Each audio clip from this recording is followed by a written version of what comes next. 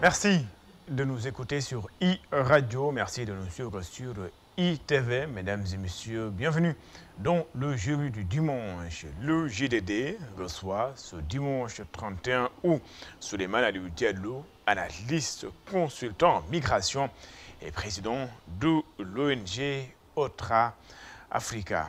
Souleymane Diallo, merci d'avoir répondu à notre invitation. Tout le plaisir est pour moi ici.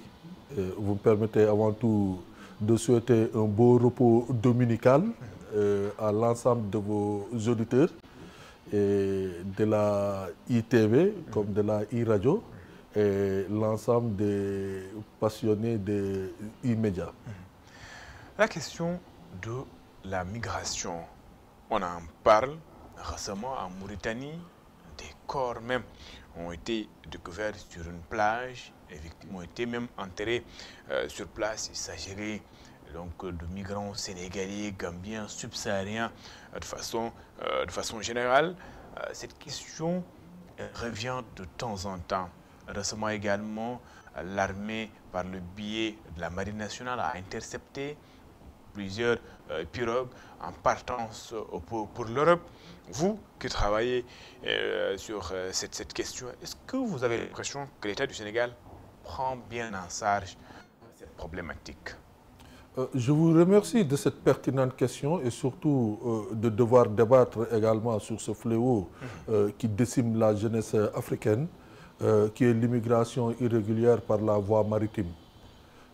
C'est désolant, à chaque fois que nous intervenons dans les médias, c'est pour parler de drames, de catastrophes, et non du côté très positif de la migration, puisque la migration a également cet aspect très positif sur lequel on devrait beaucoup travailler. Effectivement, ces 72 heures, nous suivons de près cette situation d'un navire qui a chaviré sur les larges mauritaniens, qui est sorti de la Gambie, avec à son bord, selon les informations que nous avons, 144 immigrants ouest-africains, dont 44 corps ont été repêchés et 17 ont été sauvés, sont 17 rescapés. C'est vraiment dommage. Hein? Je pense que vous avez posé une question par rapport à l'État du Sénégal, où ces derniers temps, nous avons constaté une baisse relative de certaines sorties de pirogues à partir du Sénégal. Mais cela ne veut pas dire que ça a arrêté. C'est-à-dire, par rapport au dispositif de surveillance, de dissuasion, ils ont changé de méthode. Oui. Aujourd'hui, avant, c'était le Sénégal, même jusqu'à Dakar, Yarak, Rufisque et autres, les pirogues sortaient, Mour et autres. Probablement, le dispositif de surveillance maritime qui a été mis en place est en train aujourd'hui de dissuader d'aller vers d'autres zones, d'autres côtes. Puisque aujourd'hui, la Gambie est favorable. C'est vrai que la route de la Gambie est plus loin en zone maritime et plus navigable. Le nouveau système que nous sommes en train d'étudier et qui est constant, c'est qu'aujourd'hui, certains préposés à cette migration irrégulière quittent le Sénégal pour aller dans les côtes guinéennes, particulièrement à Kamsar, à Boké, pour remonter un peu tous les eaux guinéennes et aller vers des eaux internationales, puisque le dispositif de surveillance est moins présent là-bas et que les pirogues sont faites ici à Dakar. Et ils remontent les côtes pour aller vers la Guinée. Et l'observation de l'armée, de la marine, voit des pêcheurs sénégalais qui vont à la pêche normale, avec un grand bateau et autres. Mais entre-temps, les clients, les supposés immigrants, ils passent par la route, par Linkering, pour rejoindre la Guinée et regrouper l'ensemble des préposés et prendre les pirogues pour faire cap sur les îles Canaries.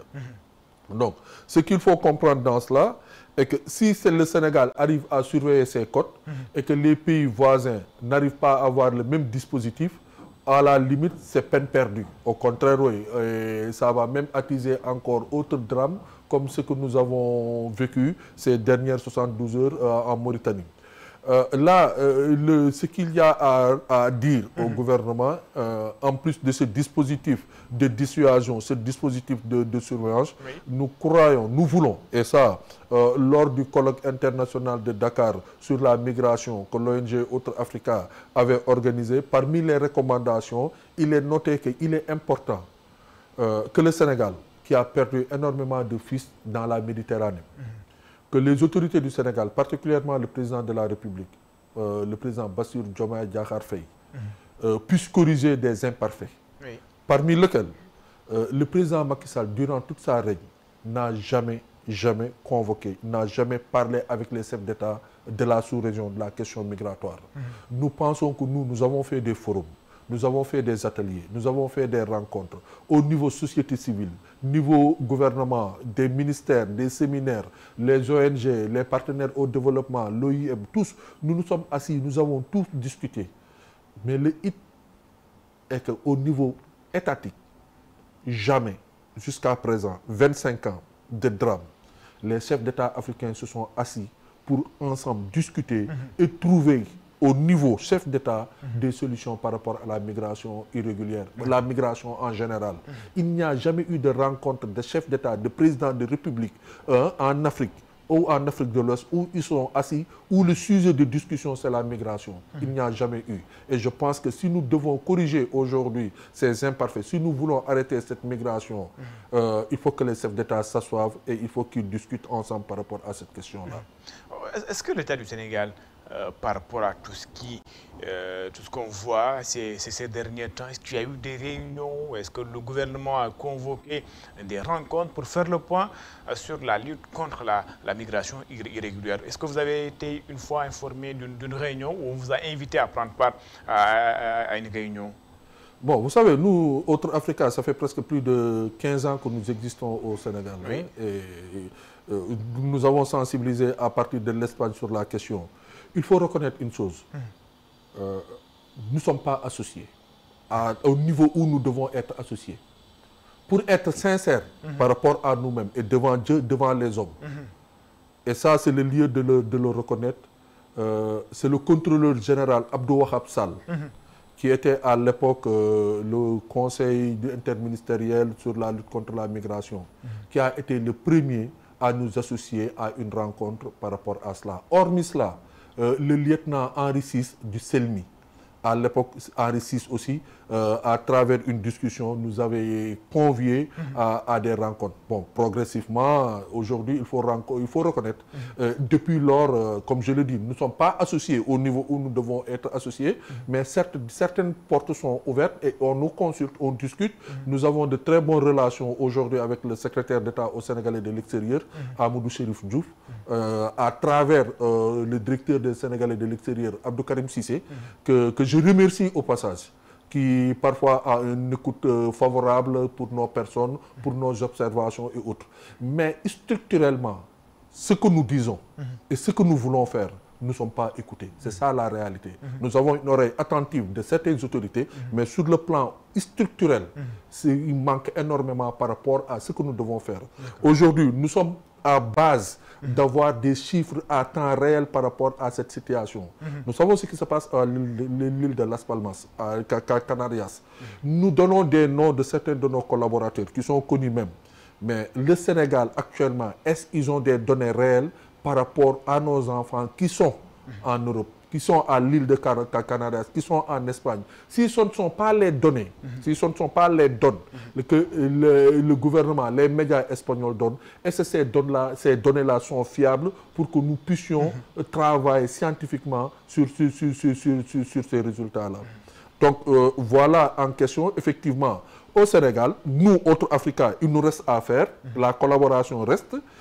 Il y a des dispositifs, il y a des dispositifs qui sont mis en place. Je vous donne l'information qui est réelle et je défie également les acteurs, l'ensemble des acteurs qui travaillent sur la question. Au Sénégal, il n'y a pas de loi sur la migration. Il n'y a pas de loi organique sur la migration. D'accord. Nous ne sommes pas structurés.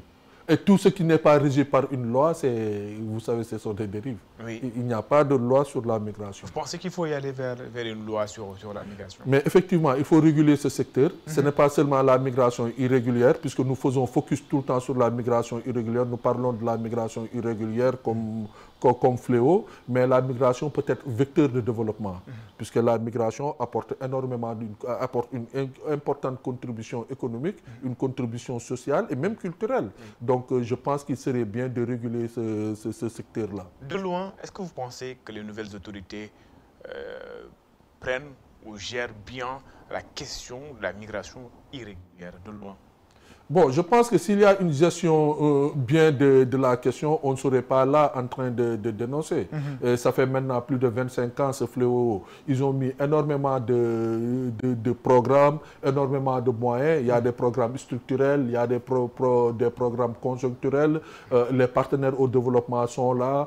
Des moyens sont mobilisés, des moyens humains, des moyens matériels, des moyens financiers. Mais hélas, aujourd'hui, on parle de chavirement d'un navire qui est sorti de la Gambie avec des Sénégalais sur les larges mauritaniennes. Donc, il y a quelque chose qui ne va pas. On ne peut pas mettre des moyens pendant 25 ans en rapport à une situation et ça a perdu. Donc, il y a des failles quelque part. Et aller même plus loin, bon, ce qu'il faut reconnaître, avant, c'est qu'il n'y avait pas. L'État du Sénégal, à travers la primature, a mis en place une stratégie nationale de lutte contre la migration irrégulière, qui est actuellement même sur la table du Premier ministre, qui est en suivi. Il y a également tout un dispositif que le DNLT a mis en place pour dissuader également et poursuivre les trafiquants. Mais cela ne suffit pas. Cela ne suffit pas. Moi, je pense que si nous voulons réellement lutter contre la migration irrégulière, il y a des questions importantes sur lesquelles également on ne doit pas occulter. On parle de souveraineté. Fiez-vous qu'aujourd'hui, il y a presque plus de 1500 passeports en attente de traitement au niveau des services des sociétés de prestation de visa et au niveau de certains consulats européens qui ne sont pas encore traités. On ne peut pas dire ne prenez pas la mer. Ne prenez pas la route. Également, pour prendre l'avion, c'est le croix et la bannière. Ça, ce sont des contradictions. Et c'est là que nous attendons l'État du Sénégal. Quand on parle de souveraineté, les États européens, c'est ce qui dérive les visas. Ils sont libres, c'est de leur souveraineté, de donner les règles de délivrance de visas. Mais également, à deux parties, il faut respecter vraiment les règles du jeu. On ne peut pas dire d'aller déposer dans telles conditions, voilà les papiers qu'on demande, voilà comment il faut le déposer. Et à la limite, au retour, la personne fait toute cette procédure-là et eux-mêmes, ils ne respectent pas les procédures qu'eux-mêmes, ils ont mis en place. Et pour preuve, aujourd'hui, comme je le dis, il y a presque plus de 1000...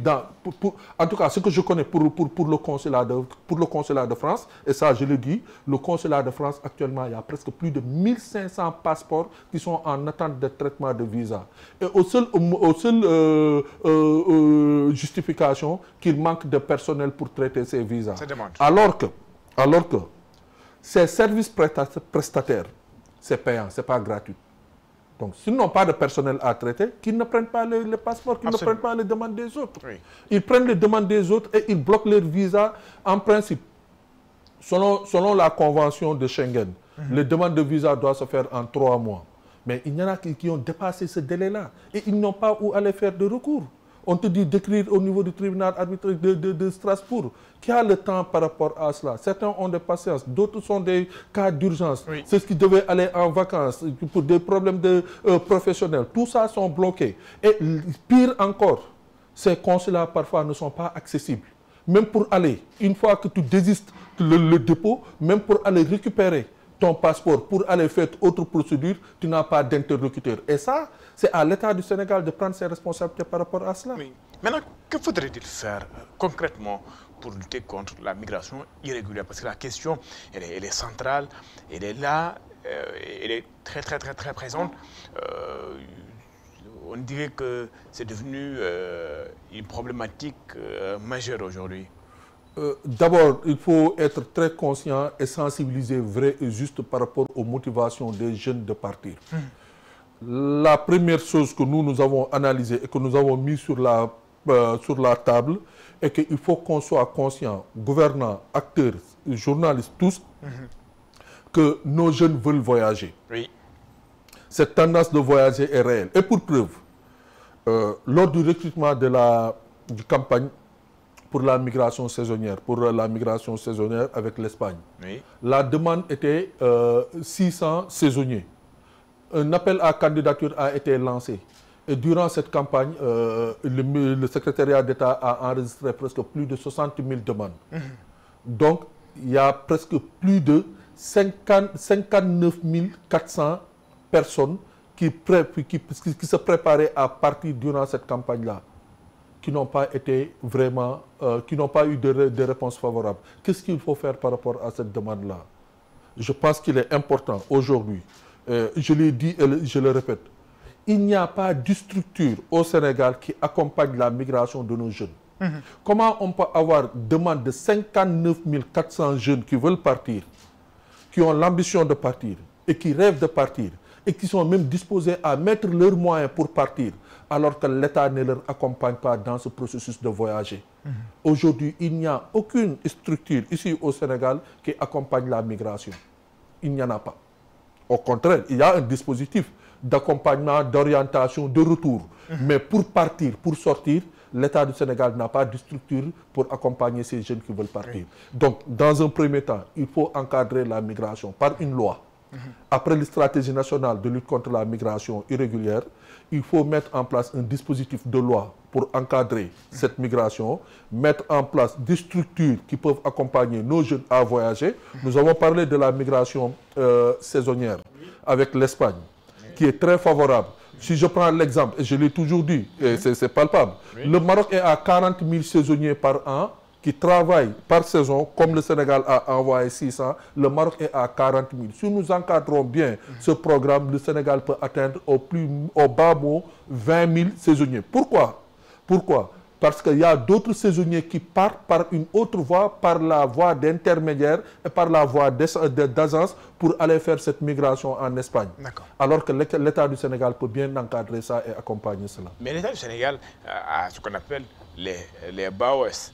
Les BAOS qui sont chargés, entre guillemets, de recevoir ces demandes, de demandes pour pouvoir aller en Espagne dans le cadre de la migration circulaire. C'est quand même au début peut-être de solutions dans le cadre de la lutte contre la migration irrégulière. Où le BAOS n'est pas assez compétent. C'est quoi la signification des BAOS? Oui. C'est le bureau d'orientation de les BAOS ont été mis en place dans un premier temps. C'était pour accompagner. Lors du rapatriement massif des Sénégalais, lors des expulsions, c'était pour accompagner l'orientation, l'intégration et le retour de qui. Moi, je ne parle pas de retour. Moi, je parle de tout l'ensemble du processus. Quand toi, par exemple, tu veux partir dans un pays tiers, je donne l'exemple, tu veux partir en Lituanie, ou tu veux partir en Biélorussie, ou tu veux partir au Kazakhstan, ou que tu veux partir dans le monde, dès que tu as fait le choix qu'il y ait une structure de l'État du Sénégal, que ce soit une agence, que ce soit un office, quoi qu'il puisse être, l'État du Sénégal puisse t'accompagner à voyager dans des cadres décents, légaux et sûrs. Donc le bureau d'accueil et d'orientation et de suivi. Voilà. Donc il n'est pas pour vous assez compétent pour prendre en charge cette question. Dans la nomenclature actuelle, dans sa mission, ce n'était pas pour faire partie, c'est pour accompagner l'orientation. D'accord. D'accord. Alors, au-delà de ça, il y a eu également cette question-là que l'État du Sénégal a soulevée par le biais du Premier ministre, la volonté de l'État du Sénégal d'appliquer, entre guillemets, une réciprocité de visa par rapport au pays qui impose également certains frais de visa à l'État du Sénégal dans le cadre du plan de redressement. On parle des accords dans le cadre de la migration circulaire. Aujourd'hui, est-ce que cette mesure ne peut pas être un frein par rapport à cette situation? Bon, moi je sais que si j'avais eu l'opportunité de discuter un peu avec le Premier ministre sur cette réciprocité de visa, je l'aurais dit avant tout, avant cette réciprocité, c'est de sommer les consulats qui sont ici, de mieux travailler par rapport au traitement des demandes de dossiers de visa ici. Le problème, ce n'est pas ceux qui viennent. Le problème, ce n'est pas ceux qui viennent. Le problème, c'est ceux qui doivent partir et dont leur dossier est bloqué ici au niveau des consulats et des ambassades. Je pense que l'État devrait discuter avec ces États-là, de ces procédures-là et connaître les quotas attribués. Puisque cette réciprocité, effectivement, le mal est là. S'ils ne veulent pas de nous, aussi nous ne devons pas avoir de lieu. Mais la seule chose sur laquelle il faudra améliorer, c'est concrètement dans le dispositif. Je prends l'exemple. Il y a des centaines de mille de Sénégalais qui sont naturalisés dans ces pays-là en question. Et à un moment donné, s'ils utilisent le passeport de ces pays, ils devront solliciter un visa. Mais imaginez-vous qu'il y ait une urgence familiale sur laquelle vous devez vous déplacer immédiatement sur Dakar.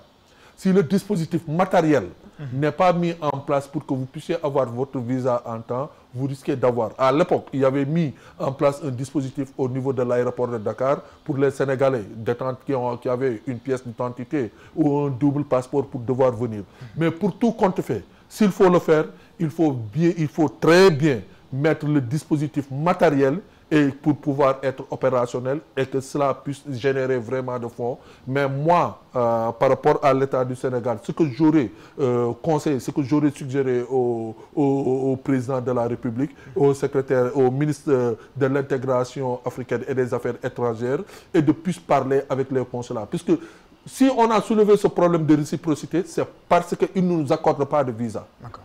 Ou bien il y a des lenteurs par rapport à la délivrance de visa et il y a un taux élevé de refus de visa. Je pense que le problème, ce n'est pas un problème de réciprocité, c'est un problème de traitement, c'est un problème de souveraineté.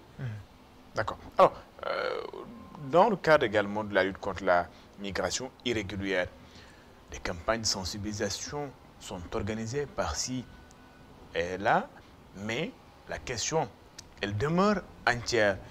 Aujourd'hui, est-ce qu'il ne faudrait pas aller au-delà même de cette campagne de sensibilisation avec les acteurs? Bon, je pense qu'effectivement, quand moi je demande la tenue d'une rencontre internationale sur la question migratoire, c'est pour qu'on puisse aller au-delà. Oui. Mais il y a des actions qui sont posées. Vous me parlez de sensibilisation qui a fait que le taux de départ s'est réduit au Sénégal. Et d'ailleurs, pour moi, c'est le lieu de saluer l'équipe du contrôleur général Modou Diagne, et particulièrement mon ami Henri Ciss, le lieutenant Henri Ciss qui est chargé de la sensibilisation, et l'ensemble du comité interministériel de lutte contre la migration irrégulière qui sont sur le terrain, qui sont en train de se déployer avec, dans l'ensemble des cellules départementales de lutte contre la migration irrégulière et de sensibiliser davantage. Mais cela ne suffit pas. On ne peut pas retenir les jeunes et ne pas leur donner d'alternatives. Oui. C'est ça la réalité. Et quelles sont aujourd'hui les alternatives qu'on met en place pour accompagner les jeunes? Justement, par rapport à la politique d'emploi même du gouvernement, ça me permet d'aborder ce sujet. Comment vous le voyez aujourd'hui? Est-ce que la politique d'emploi du nouveau régime est claire? Bon, je pense ils viennent d'arriver, ils sont en train de faire l'évaluation de ce qu'il y avait. 1 an, 8 mois quand même. Bon, vous savez, 1 an, 8 mois. Moi, je suis acteur de la formation professionnelle. Oui. Je pense que pour l'emploi, il faut d'abord rendre visibles les actes de la formation, particulièrement la formation professionnelle. Moi, je suis dans des structures de formation. Parfois, je vois des incohérences par rapport à des programmes que probablement le gouvernement actuel a hérité et que l'ancien gouvernement également. J'ai le plaisir, je me fais toujours le plaisir de citer par exemple le programme des 3 FPT. Oui. Le programme de formation professionnelle des 3 FPT, qui est l'un des excellents programmes aujourd'hui au Sénégal dans le cadre de la formation professionnelle, mais qui manque de moyens. Je le dis, ce sont des données qu'eux-mêmes ils ont publiées. Oui. Par exemple, quand ils ouvrent leur plateforme, il y a presque plus de 40 000 demandes de jeunes Sénégalais qui sollicitent à être accompagnés pour leur formation. Parmi ces 40 000 demandes, le fonds n'a que presque 6 000 bons à attribuer. Donc, il y a presque tout le restant, presque plus de 34 000 jeunes qui attendent et qui ont placé leur espoir par rapport à ce fonds-là. Et qui arrivent même parfois, bon, puisqu'on sait aujourd'hui ce que ça passe au Sénégal, qui parfois accusent le personnel de ce fonds, de magouilles, de mafia. Et ce personnel que nous connaissons très déterminé pour accompagner nos jeunes, qui parfois travaillent aussi dans des conditions vraiment difficiles pour répondre à l'appel de ces jeunes. C'est là où je dis à l'État, il faut écouter ce personnel-là. Il faut lever certaines contraintes, venir à 7 heures du bureau et à 17 heures alors qu'il y a du travail, nous sommes sortir alors que les jeunes parfois même ont besoin de ce personnel jusqu'à 20 heures. Il faut motiver ce personnel, avoir le temps d'écoute, avoir le temps de recevoir les jeunes, même si c'est au-delà des heures de travail, à faire en sorte qu'ils aient des heures supplémentaires, qu'ils soient motivés, qu'ils aiment ce travail puisqu'ils sont en contact avec les jeunes. Et donc moi je félicite vraiment ce type de programme. Également le programme de UCZ, le Sonaguet. Moi, quand je vois les jeunes dans la rue, presque au milieu de la nuit, en train de balayer, je considère que le balayeur de Dakar et le balayeur de Paris doivent être égaux.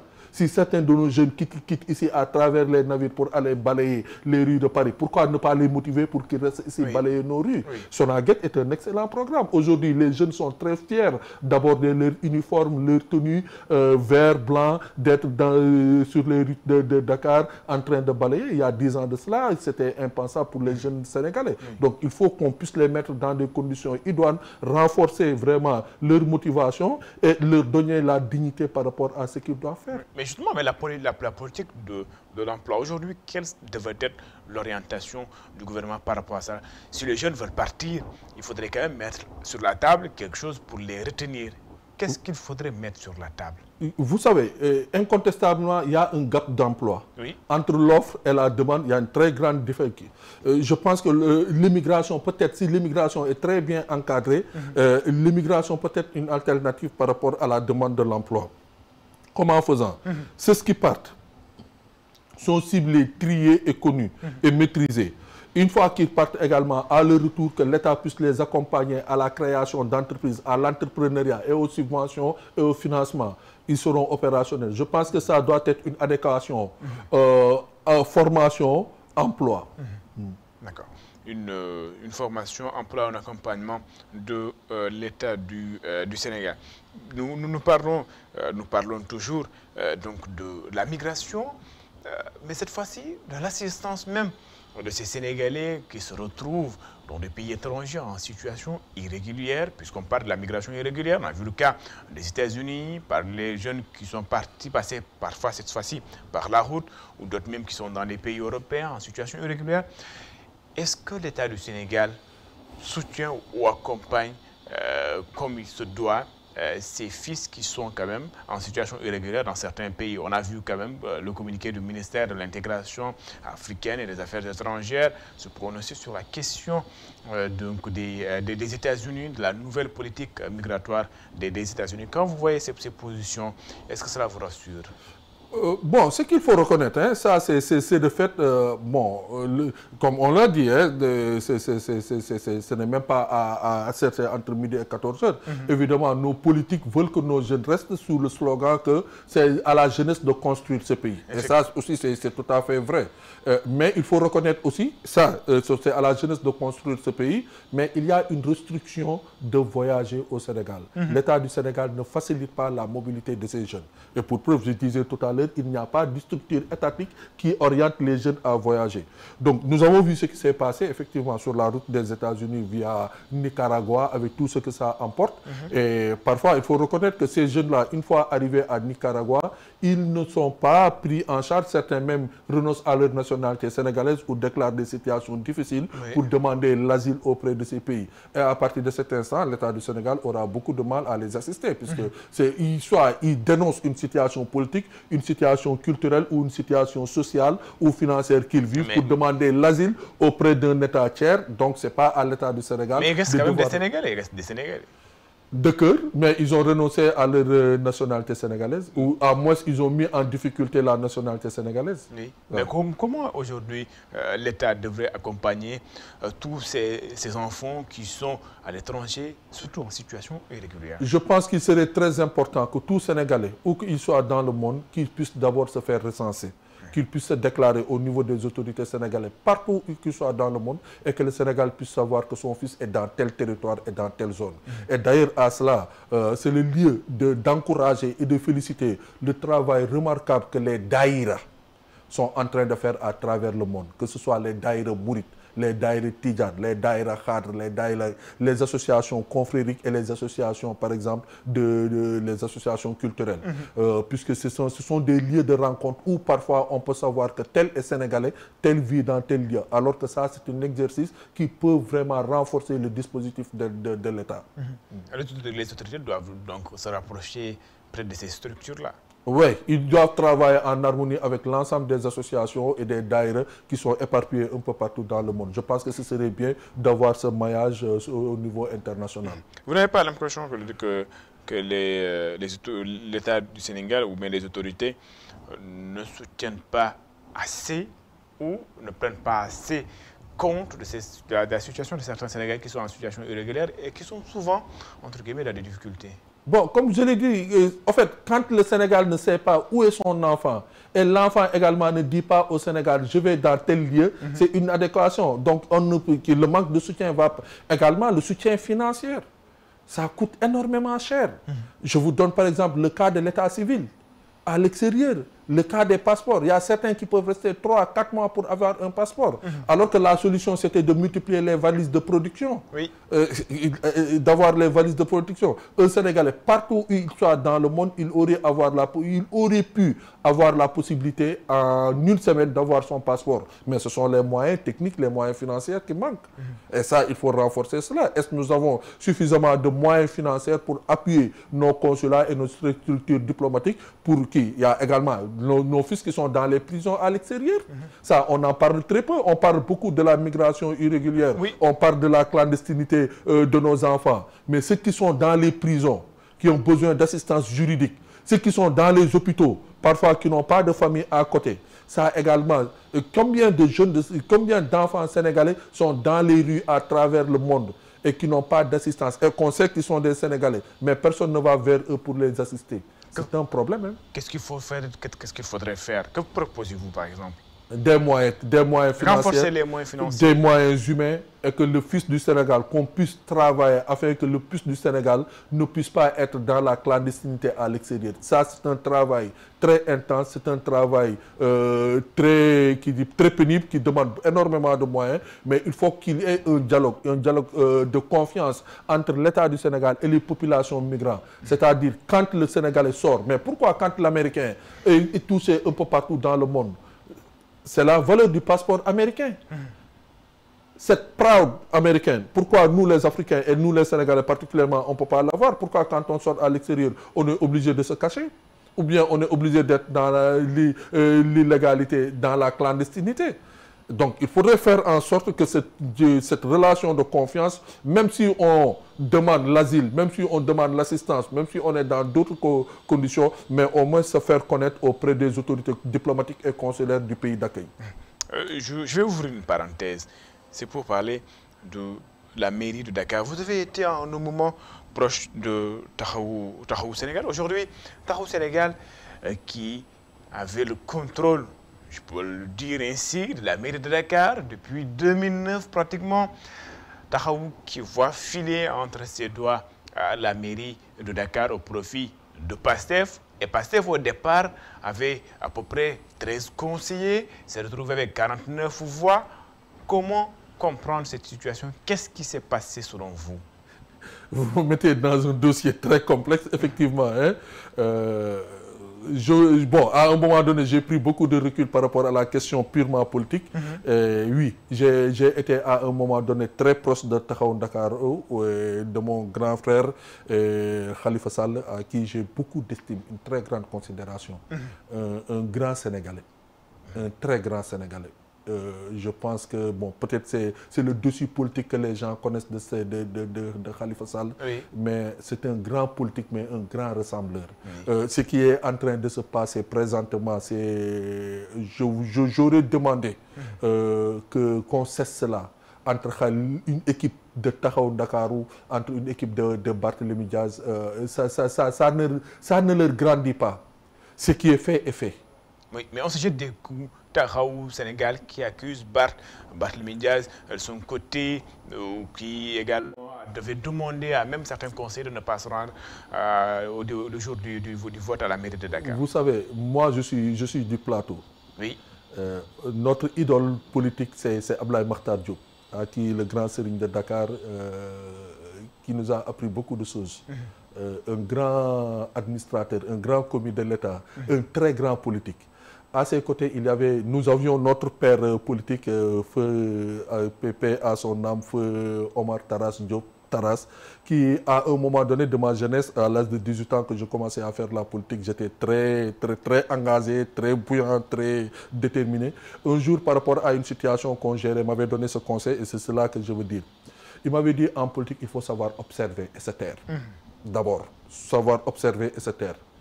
Et agir lucidement, sans sentiment. Oui. Et cette question que vous m'avez posée, il y a beaucoup de sentimentalisme qui a agi par rapport à cette question. Oui. Et c'est le lieu pour moi, quand je vois ce qui se passe, connaissant Taxawu Dakar, connaissant la ville de Dakar, le minimum que je puisse, je pense que mon grand frère et ami, Bira Kandiaï, qui a été directeur de cabinet de Khalifa Sall, puisque si Khalifa Sall a su gérer presque pendant tout ce temps-là, la ville de Dakar, les conseillers municipaux, où tous les conseillers municipaux faisaient l'unanimité à sa personne, c'est parce qu'il avait une équipe autour de lui. Il y avait Bira Kandiaï, son directeur de cabinet. Il y avait Ali Koura. Il y avait Rahmet Sow, entre autres. Moussa Taï, qui était presque le stratège technique et politique qui entourait Khalifa et qui était son... Birakan était son bouclier. Donc il savait maintenir le cap pour l'ensemble que la coalition puisse survivre par rapport à une situation. Malheureusement, la politique est rentrée avec ce qui s'est passé avec Macky Sall à dégommer Khalifa Sall d'une façon... Vous savez, dans la vie, parfois, l'éthique et la déontologie est très importante. Et surtout, le karma existe. Moi, j'ai été très proche de Soham Wardini quand cette histoire avec Barth a commencé. Oui. Aujourd'hui, ce sont les mêmes scénarios qui sont en train de se passer entre Barth et c'est le lieu pour moi, vous savez, de féliciter Abbas. De facto, il a été très politique et il a manœuvré. Et pour tout politicien avéré, c'est aspirer à prendre le pouvoir et à diriger. Mais qu'est-ce qui a perdu à Taxawu Sénégal? Ils ont manqué de coordination. Je pense que si Bira Kandiaï avait ce dossier tel que je le connais, bon, puisque si on dit que Taxawu, ils avaient 27 conseillers, 13 de Taxawu Dakar, mais il y a eu un dysfonctionnement par rapport à la chaîne de la coalition. Entre ceux de Yewwi, d'abord, Yewwi s'est disloqué. Oui. Parce que certains sont des alliés, sont des alliés du PASTEF. Oui. Ça, il faut le reconnaître. Et Abbas a su gérer d'abord les hommes de PASTEF, de ce qu'il a, et les autres de la coalition. Et probablement, évidemment, c'est un stratège politique. Ce que les gens ne connaissent pas. Abbas est rentré dans la politique et est devenu une bête politique. Et quand il a dit à l'époque que je suis Borom Dakarou et je vais conquérir la mairie, il fallait le prendre au sérieux. Et donc, ce que Taxawu Dakarou n'a pas fait, Taxawu Dakarou a voulu jouer par rapport à l'histoire, par rapport à leurs acquis, sans devoir prendre certaines précautions et aller au fond des choses, là où Abbas, évidemment, il faut le féliciter, depuis un certain temps, il va crescendo en politique, il est en train de maîtriser son terrain politique depuis les élections législatives. Il a toujours gagné ses objectifs. Dans un premier temps, être député. Aujourd'hui, il a été député. Être ministre, il a été ministre. Il voulait la ville de Dakar. Aujourd'hui, il est à la ville de Dakar. Donc, ce qu'il faut comprendre, c'est que lui, il est en train de faire une lecture politique et de travailler et de s'imposer politiquement. Et ça, c'est très évident. Au moment où lui, il est en train de tailler, de faire sa toile, les autres sont en train de se tirer dessus. Barth et Khalifa Ababacar Sall, c'est la cassure ou c'est la fissure entre les deux. Ils étaient très très proches, mais aujourd'hui, ils sont en train de s'éloigner. Vous étiez quand même très proche de Khalifa Ababacar Sall. Cette situation-là, comment vous la vivez? Ma proximité avec Khalifa Sall, c'est une proximité d'idole. C'est quelqu'un que j'admire, c'est quelqu'un... Mais pour connaître je n'étais pas dans les secrets de Khalifa Sall et de Barthélémy, oui, pour être très sincère. Mais qu'est-ce que cette rupture de relation entre les deux vous fait? Ça me fait très mal. Ils ne le méritent pas, les deux. De la compassion qu'ils ont, le respect que Barth a pour Khalifa, les ambitions que Khalifa a pour Barth, je pense que les ambitions, ils devaient être stratégiques. Et je le répète, hein, je pense que certains comme Ali Koura, qui est très ami à Khalifa Sall, Bira Kandiaï, le bouclier de Khalifa Sall qu'on connaît, ils auraient pu prendre leur bâton, ils auraient pu prendre leurs responsabilités, ils auraient dû jouer à la politique réelle telle qu'on les connaît par rapport à ce dossier. Moi, je pense que dans ce dossier, aujourd'hui, le vin est tiré. Bon, attendons la décision du 18 septembre. Et jusque-là, c'est Abbas qui va dérouler. Et même si Abbas, aujourd'hui, on sait que Abbas Borom Dakar, Abbas est venu à Dakar. Qu'il soit Borom ou, mais l'essentiel, il est rentré à Dakar. Et ça, c'est au détriment de Tahaou Dakar. C'est au détriment de Tahaou Dakar. Une défaite politique de Tahaou. Oui. Ah oui. Donc ça, il faudrait qu'on puisse... Tahaou, ils sont dans des jours très difficiles. Il faudrait beaucoup de sport, beaucoup de force. Et je pense que le grand Khalifa Sall politique, vous savez, hein, les dernières élections présidentielles ont tiré dessus Khalifa Sall. Les dernières élections présidentielles ont très dessus Khalifa Sall. En amont, il y a eu beaucoup de choses qui sont passées pour une personne humaine, telle que je le connais, qui veulent toujours être dans l'éthique politique. Et les résultats, tels que ça se sont passés, Khalifa Sall a du mal. Khalifa Sall a du mal et je pense même que c'est par rapport à cela. Mais moi, je l'appelle vraiment, dans la mesure du possible, de réunir encore son équipe autour de lui, de réunir sa famille. Et s'il y a des possibilités, et je sais que la considération qu'il a envers Ousmane Sonko et le président Bassirou Diomaye Diakhar Faye, s'il reste dans l'opposition, qu'il fasse une opposition, vraiment une opposition contributive. Quant à lui et son fils, Barthélémy Diaz, il faudrait qu'on puisse taire certaines choses. La politique, c'est la politique. On peut aller à la conquête du pouvoir, mais dans l'éthique et la déontologie et dans le respect de soi. Là, ce qu'ils sont en train de créer ne leur ressemble pas. Ça leur divise plus et c'est à leur perte et profit. Il y a des échéances électorales à venir, surtout les municipalités. Je pense qu'ils peuvent travailler encore, remobiliser les forces et aller dans ce sens-là. Taire donc les divergences. Khalifa Ababacar Sall et Barthélémy Diaz. Reparlons un petit peu donc des organisations donc non gouvernementales, des ONG.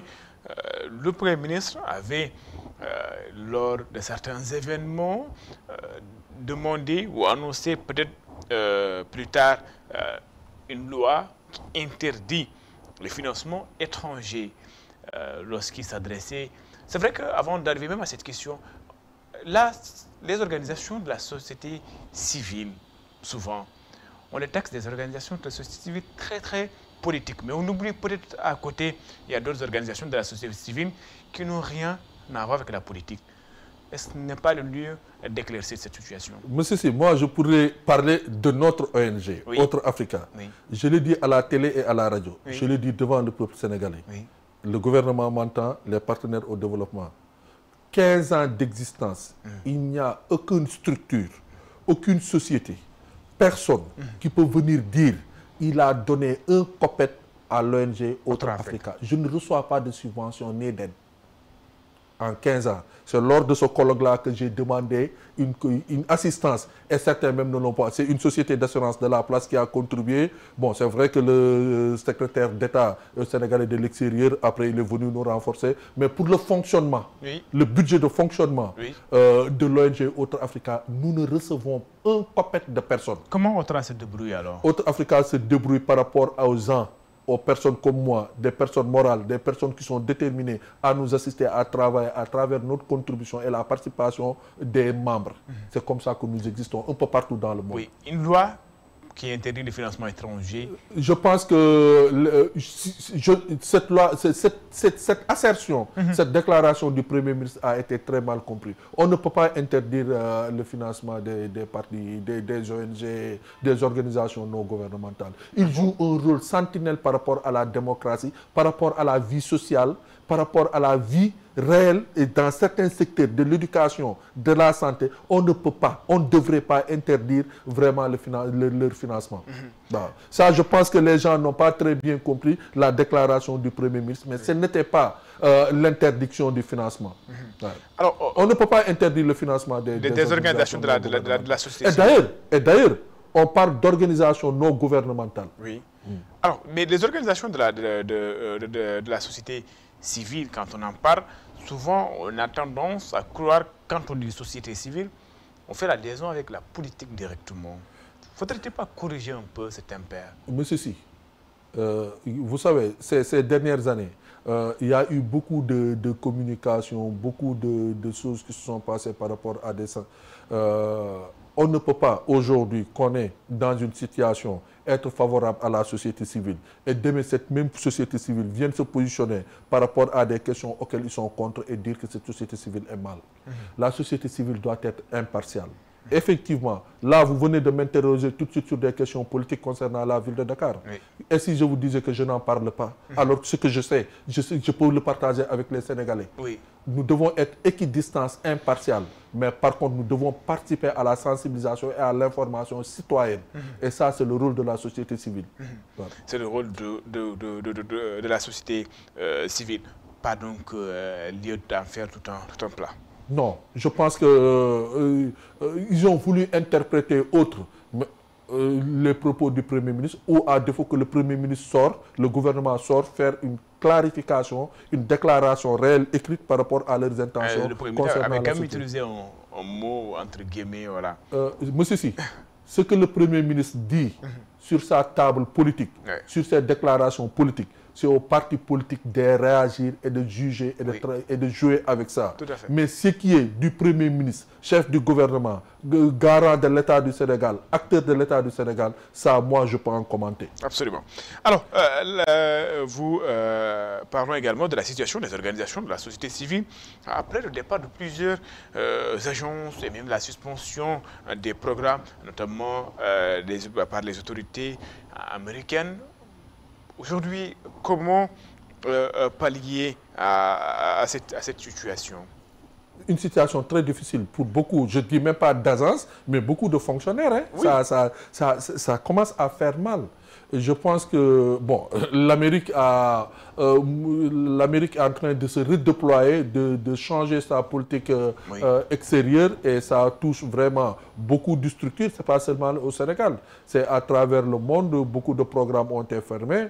Et si les moyens sont mobilisés, je pense que chaque État, et particulièrement l'État du Sénégal, devrait appuyer ces organisations, puisque ma foi, hein, pour ce que je connais, parfois, présentement, ils sont en train de traverser des moments très difficiles. Et ce sont des programmes, des projets très, très importants par rapport à la vie sociale et la vie sociale en général. Donc, il y a des organisations de la société civile qui traversent quand même des situations très difficiles. Mais pas seulement les organisations de la société civile. Nous avons vu récemment Cored et autres, ceux qui ont dû fermer, qui ont des difficultés financières. Ça, c'est au-delà de la société civile.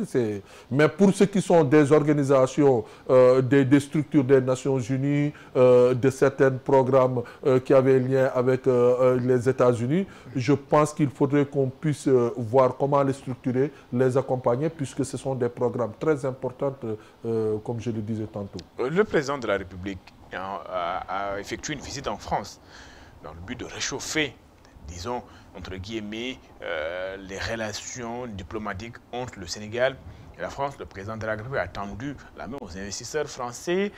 Le Sénégal est un pays stable, avec un climat qui peut donc favoriser l'investissement, entre autres. Une bonne nouvelle quand même, après 1 an et 8 mois d'exercice, après même le départ, disons, des bases militaires françaises au Sénégal. Oui, c'est très important aujourd'hui de se redéployer et de prendre contact et de raffermir les relations avec la France. Les relations que nous avons avec la France sont des relations très, très importantes. Moi, très importantes. Quand à l'époque, on dit, je pense qu'aujourd'hui, la France dégage a évolué. Aujourd'hui, nous invitons la France. Il y a moins d'1 an, il y a plus de 2 ans, on disait France dégage. On a fait quitter les bases militaires françaises pour aller négocier aujourd'hui des partenariats de défense et autres. Le président de la République et l'État aujourd'hui, ceux qui occupent aujourd'hui l'État du Sénégal, aujourd'hui, ils font face à la réalité de la gestion d'un État. Oui. Et je pense que ça, c'est important de l'accepter tel que c'est et que évidemment, la France est un partenaire. Vous savez, la France a toujours existe. Les relations entre la France et le Sénégal sont là, sont d'une façon naturelle. Depuis l'esclavage, on est avec la France. L'émancipation, on est avec la France. L'occupation coloniale, c'était avec la France. L'indépendance, c'est avec la France. Aujourd'hui, par rapport à des difficultés structurelles que nous rencontrons avec l'FMI, la Banque mondiale, au moment où nous sommes en train de s'ouvrir à d'autres, on ne peut pas fermer un partenaire, un ami de si longue date pour lui dire pas comme ça. Même sur le plan sentimental, affectif, il y a quelque chose qui reste. Et ce reste-là, il faut l'embellir, il faut améliorer les relations, certes, faire en sorte que ce partenaire lève son coude sur le plan économique, sur le plan financier, sur le plan monétaire, qu'on puisse souffler un peu, mais la France doit rester un partenaire.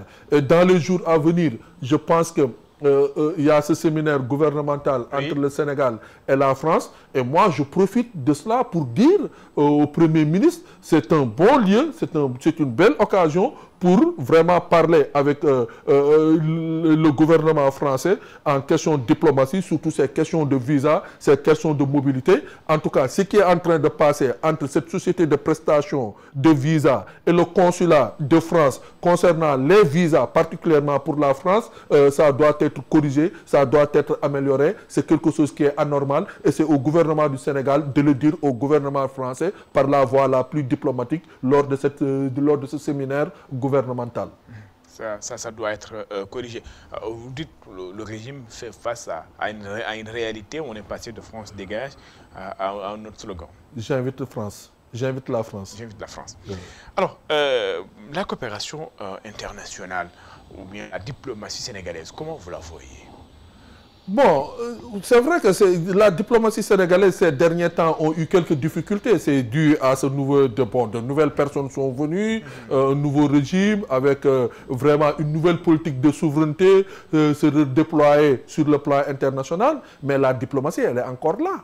La diplomatie, contrairement à ce que beaucoup ce qu'il décrit, c'est vrai que les pratiques diplomatiques, la lecture diplomatique de certaines questions a un peu titillé, mais si les États-Unis invitent les pays africains et le Sénégal est à cette table-là, je pense que c'est notable, c'est louable. Si aujourd'hui le Sénégal arrive à être écouté par la Turquie, qui est aujourd'hui l'une des attractions économiques, je pense que c'est à saluer.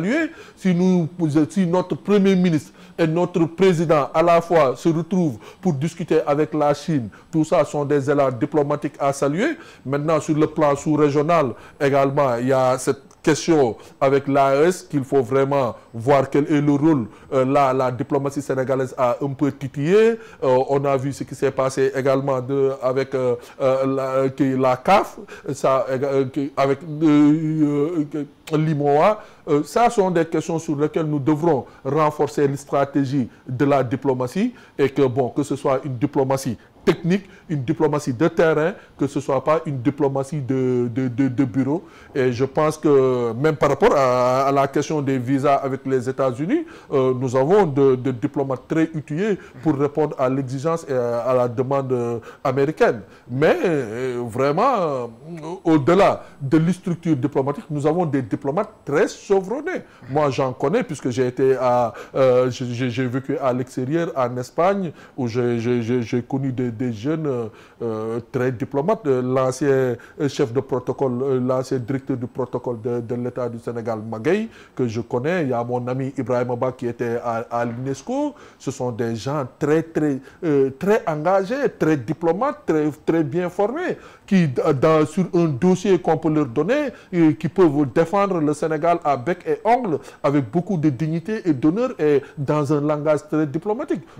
J'ai mon ami Ibrahim Bachili, que je félicite, qui a été nommé récemment ambassadeur, l'ancien consul général du Sénégal à Madrid. Nous avons des diplomates, des personnes diplomates, des gens de carrière qui peuvent être à la hauteur des questions diplomatiques. Si vraiment les orientations sont très bien fixées, très bien orientées, le Sénégal peut rayonner sur le plan diplomatique. Sénégal et FMI, on est encore en phase de discussion. Est-ce qu'on pourrait peut-être prochainement sortir la tête du lot. Les discussions vont bon train. Le gouvernement, le FMI était en mission au Sénégal pendant peut-être une semaine. Après, la mission du FMI a conduit en communiqué aujourd'hui. Cette situation-là, comment peut-être vous pensez qu'il faudrait faire pour sortir de cette situation et avancer? Nous avons besoin de l'FMI, du Fonds monétaire international. On ne peut pas s'en penser. Je viens. Oui. Je dis que nous avons besoin de l'FMI. FMI a toujours accompagné le Sénégal. Cette tête cachée qu'on dit, cachée non, de la façon ou d'une autre, mais aujourd'hui, l'FMI est conscient qu'ils ont d'autres autorités, qui ont d'autres pratiques, et il y a certaines choses qui se sont passées avec eux, oui. Ça ne va plus se reproduire. Oui. Ça, voilà ce qu'il faut corriger. Quand on parle de souveraineté, effectivement, c'est ça. Maintenant, quelles vont être les futures relations avec le FMI, et ça également, ça demande vraiment beaucoup d'attention, et que ce n'est pas seulement que nous avons besoin, comme le jargon Wolof le dit,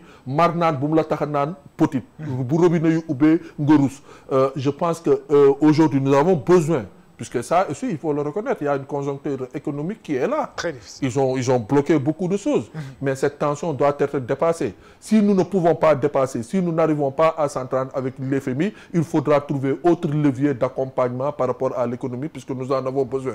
Maintenant, c'est à l'FMI également d'être conscient qu'ils ne peuvent pas sanctionner, qu'ils ne peuvent pas presser le Sénégal à un moment donné, puisque si ça continue comme ça, nous allons changer. Il y a des pays qui se sont développés sans FMI.